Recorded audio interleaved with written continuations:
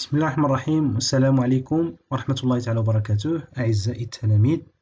نتمنى تكونوا على خير وبخير. نتمنى أنكم تكونوا كتراجعوا دروس ديالكم بشكل جيد. نتمنى أن هذه الفترة هذه من هذا الوباء اللي حل بنا أننا نتجاوزوها وأننا نرجعوا للأقسام ديالنا ونكونوا على خير وبخير. نطلبوا من الله أنه يوفقنا في العمل ديالنا وأنه يحفظنا الإخوان ديالنا والوالدين ديالنا ويحفظ جميع المسلمين ويحفظ الإنسانية جمعاء.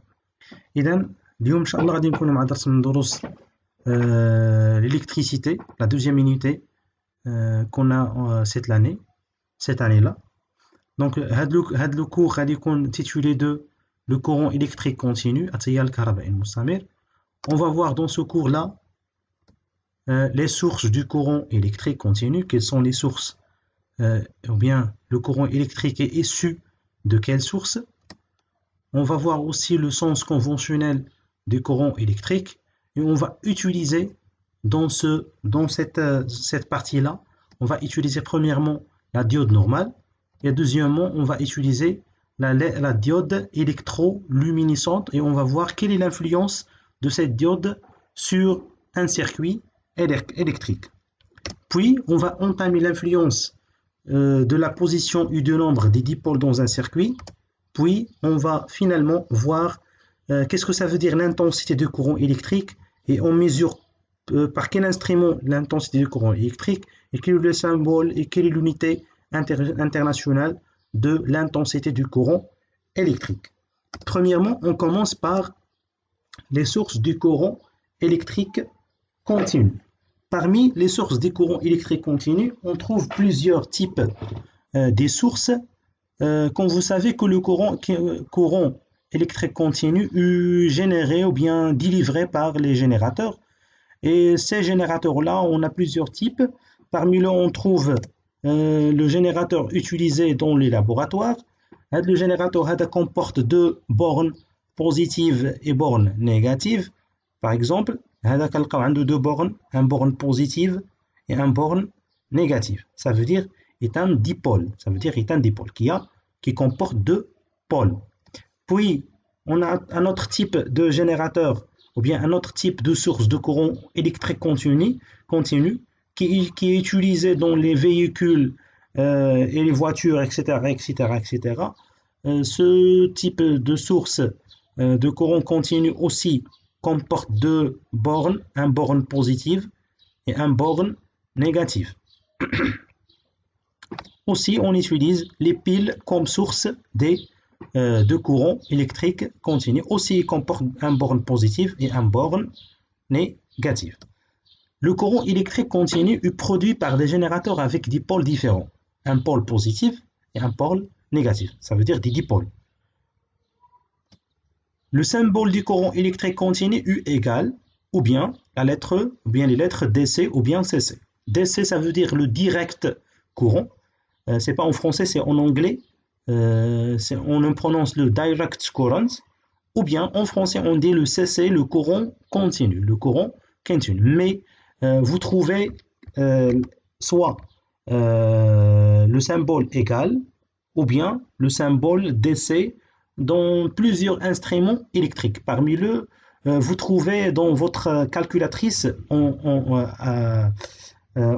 sur le dos du calculatrice, vous trouvez, si vous cherchez, les lettres DC ou bien égal.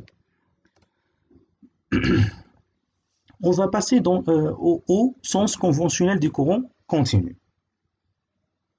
Et on utilise la diode normale. La diode normale est une composante ou bien est une composante électronique fabriquée à partir de deux matières différentes.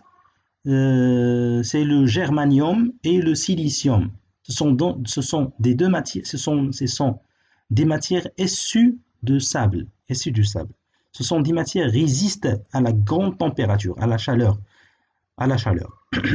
On le symbolise par ce symbole-là. Par ce symbole, oui, par ce symbole. Il a une tirée ici, une trait. Il a une flèche comme ça. On va faire une expérience. On réalise un circuit électrique comprenant une pile, une lampe, fil de connexion et une diode. Bon, premièrement, on va monter la diode de cette façon-là, de façon que le borne positive est attaché avec ce trait. On constate que la lampe ne brille pas. La lampe ne brille pas. Aux seconde expérience, on va changer le sens de la diode. On va monter la diode comme ça. D'accord? On constate qu'on voit que la lampe brille. La lampe s'éclaire. Parce que la diode, lorsqu'on monte dans ce sens-là, elle laisse passer le courant électrique, comme ça. Ça veut dire que la diode, il a deux sens. Un sens laisse passer le courant électrique et un sens ne laisse pas passer le courant électrique. Si on monte la diode comme celle-là, comme ça, ça veut dire que la diode laisse passer le courant électrique. Mais si elle le monte, par cette façon-là, la diode ne laisse pas passer le courant électrique. On dit que la diode, il a deux sens de branchement, un sens direct et un sens indirect, un sens passante et un sens bloquant. Ce sens-là est sens passante, l'autre sens est sens bloquant. Donc le courant électrique circule toujours de la borne positive vers la borne négative à l'extérieur du générateur. Dans ce sens-là, de borne positive vers le borne négative. On conclut que la diode est un dipôle qui ne laisse passer le courant électrique que dans un seul sens et ne laisse pas passer le courant électrique dans l'autre sens. Le sens passant est celui qui correspond au sens de la flèche, de son symbole. L'autre sens est dit bloquant. Par exemple, la diode, elle est comme ça. Leur symbole est comme ça. Lorsque le courant passe dans ce sens, le sens ديال le courant, mais le sens ديال la diode, dans le même sens. On dit que ce sens-là est sens passant, laisse passer le courant électrique. Mais lorsqu'on monte la diode dans l'autre sens, on inverse le branchement de la diode, ou bien on inverse le branchement du générateur. Si le courant passe dans ce sens-là, elle est le sens inverse du flèche du symbole de la diode, on dit que ce sens est sens bloquant parce que le trait ne laisse pas passer le courant électrique. En général, on dit que la diode normale, elle a deux sens. Un sens bloquant ne laisse pas passer le courant électrique, et un sens passant, un sens qui laisse passer le courant électrique. Bien. Dans un circuit électrique, à l'extérieur du générateur, le courant électrique circule de la borne positive vers la borne négative du générateur. Ce sens de circulation est appelé sens conventionnel du courant électrique. Ça veut dire toujours le courant électrique circule du borne positive vers le borne négative du générateur. Le sens du courant électrique est représenté par une flèche sur le schéma du circuit. On va faire une application. Maintenant, on va prendre un moteur et on branche-le avec un générateur et un interrupteur.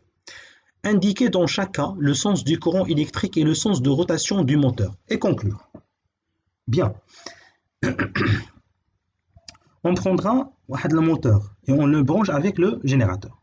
Dans la première cas, on branche le générateur comme ça avec le moteur. Puis, on inverse le branchement du générateur.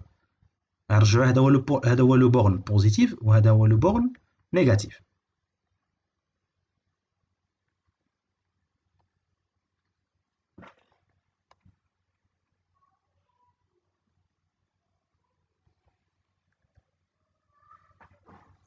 Je m'excuse. Bon, هذا le borne positif وهنا غيكون هذا هو le borne positif. D'accord.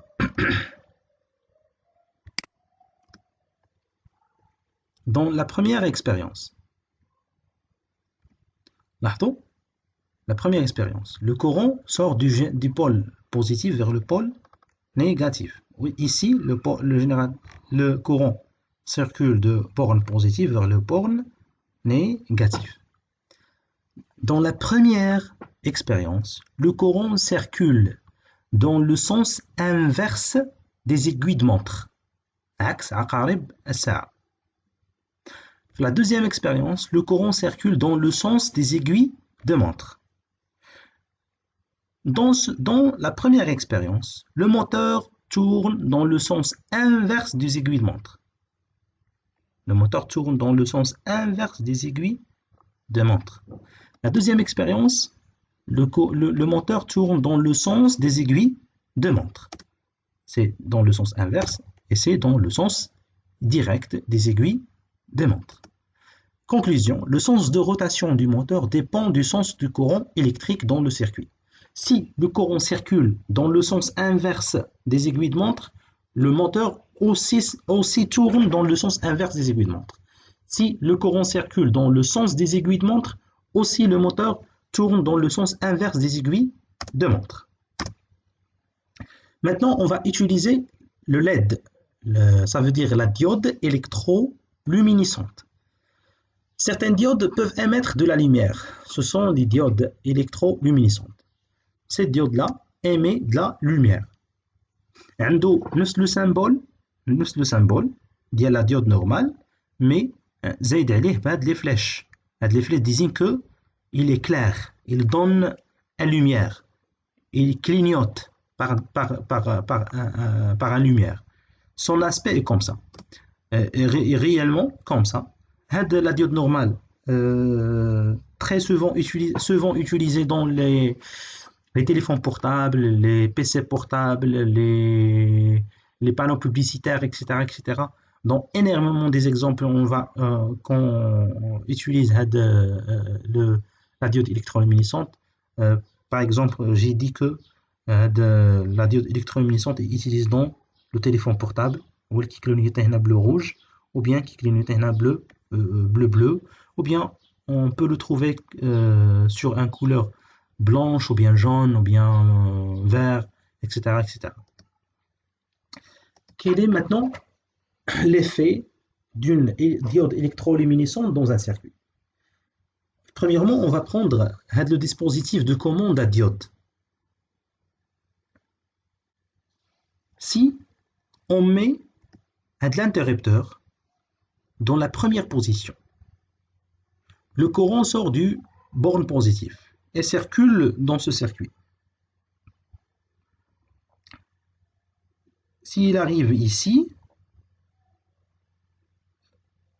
la diode qui fonctionne, c'est la diode verte, n'est pas la diode rouge, parce que la diode verte est dans le sens du courant, ça veut dire dans le sens passant, mais la diode en rouge dans le sens bloquant, comme ça.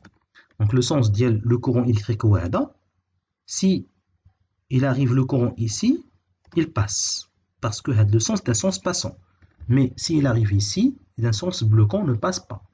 Ça veut dire la diode verte qui s'éclaire en position 1 du commutateur. Si on inverse la position du commutateur, maintenant, le borne positive du générateur ici. Le courant sort du borne positive et circule dans le circuit, comme ça, comme ça, comme ça, comme ça, comme ça. Il arrive ce circuit-là.